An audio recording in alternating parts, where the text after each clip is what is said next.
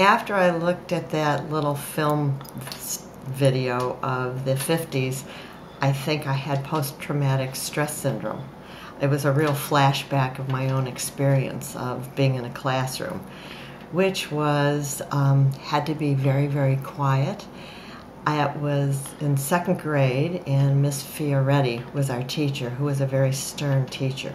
Evidently, we were very, very noisy that day, and she was admonishing the whole class. And she told us not to utter one sound.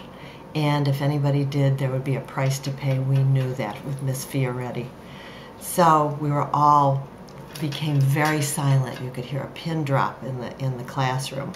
Now you've got to remember that those big metal desks that were with the wooden tops, so it was we would sit very, very quietly, our hands folded, and it turned out that I had a bracelet, which is actually this bracelet, was on my wrist.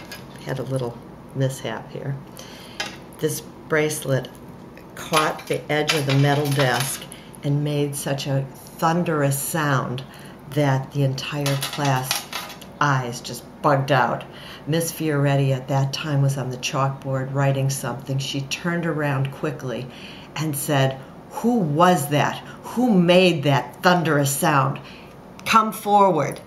And I thought, well, I was always a very obedient, quiet child, and I thought, I'm not saying anything. You know, it was probably Bob over there. I'm thinking, she's definitely going to blame him. She'll never blame me. And she continued to ask who it was and that we should tell, and if we didn't tell, that we were going to lose recess. This is the first time, admittedly, it was me. It was I. And I found this bracelet only 6 weeks ago. We were dismantling my mother's house, who was moving after 32 years, and I found this in one of the drawers, and it was the bracelet. And so, ironically, I have this. I'm going to solder this together, and it's going to go back to its rightful owner, me. Are you still obedient? Not so.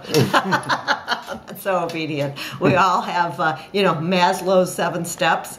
You know, you have to have a coming of age at some point, and I think I have at my age.